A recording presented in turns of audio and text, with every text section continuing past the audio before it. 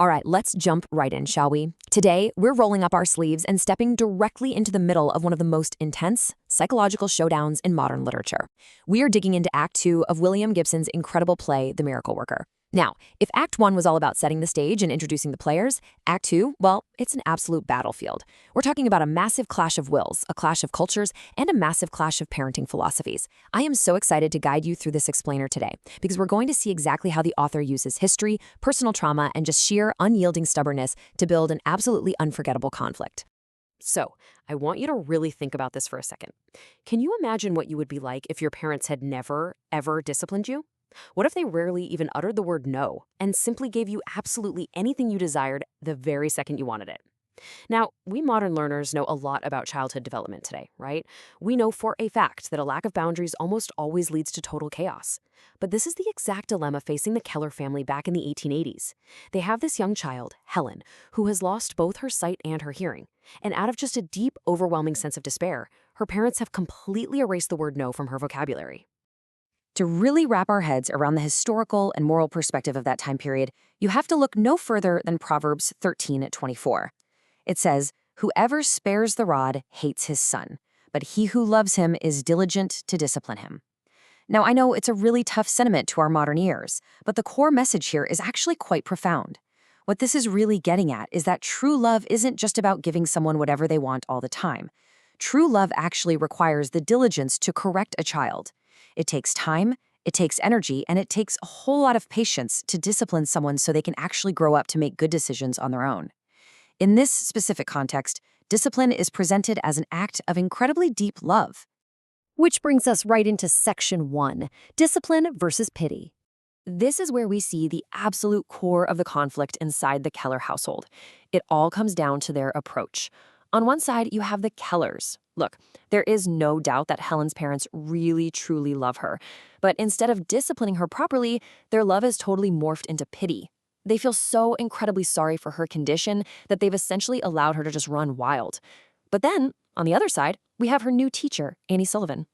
Annie takes one look at this chaotic situation and immediately realizes that Helen does not need people feeling sorry for her.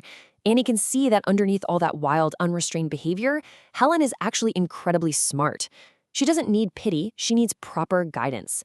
And Annie is absolutely determined to bring that strict discipline into Helen's life, literally no matter how much the Kellers try to resist it. Moving right along to Section 2, Annie's unique experience. So you might be wondering, what exactly makes Annie so perfectly equipped to handle this? The answer lies in her own past. Anne Sullivan was actually blind as a child. And guys, this isn't just some random biographical footnote. It is the absolute foundation of her entire character in this play. Her strictness and her flat-out refusal to pity Helen, well, they aren't born out of cruelty, not at all. They are rooted in this profound, hard-earned empathy that literally no one else in the Keller household has. She knows exactly what Helen is going through because she lived it herself. Now, although Annie did recover her sight later on in life, she suffered immensely through the blindness of a childhood illness. She knows intimately well the terrifying struggles in trying to navigate a massive, confusing world without being able to see. She had to learn the tools to survive firsthand, including mastering Braille. And because she was molded by this incredibly dark, difficult experience, Anne Sullivan was uniquely equipped for a task that would have been virtually impossible for almost anyone else on the planet.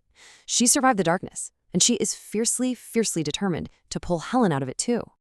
All right, let's shift gears and look at Section 3, the Civil War context. You have to remember, The Miracle Worker is set in the 1880s, right in the thick of the post-Reconstruction era. And throughout the play, William Gibson drops all these references to famous historical figures to really highlight the intense conflict happening right inside the Keller home. He specifically brings up Ulysses S. Grant, commanding the Union, and Robert E. Lee, commanding the Confederacy. The Kellers are this very proud Southern family, while Annie is a stubborn Northerner. The actual historical war might be over, but make no mistake, a brand new civil war is brewing right there in their dining room. Gibson is just brilliant in how he uses these historical figures as metaphors within the text. Helen's half-brother, James, actually goes so far as to compare Annie to General Grant, even jokingly calling her General. Just as Grant famously captured Vicksburg through sheer, unyielding stubbornness, Annie's laying an unyielding siege to her very own Vicksburg, which is, of course, Helen. Oh, and the text even throws in a great ironic nod to John L. Sullivan, who was a really famous Boston heavyweight boxer at the time, completely cementing Annie's role as a relentless fighter who refuses to back down.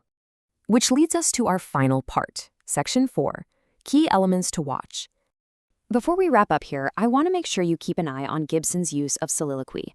A soliloquy is simply when a character speaks aloud to themselves, letting us, the audience, know exactly what they're thinking.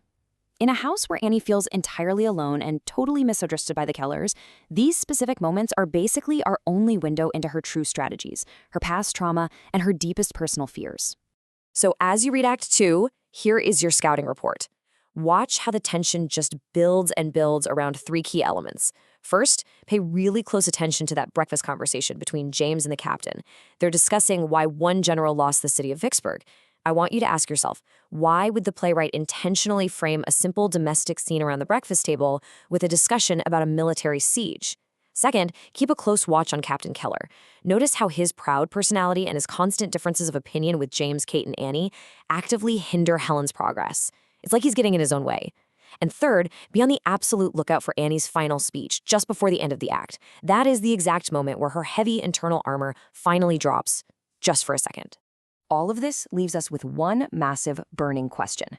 Will Annie's stubborn siege finally break through Helen's defenses? The battle lines are officially drawn.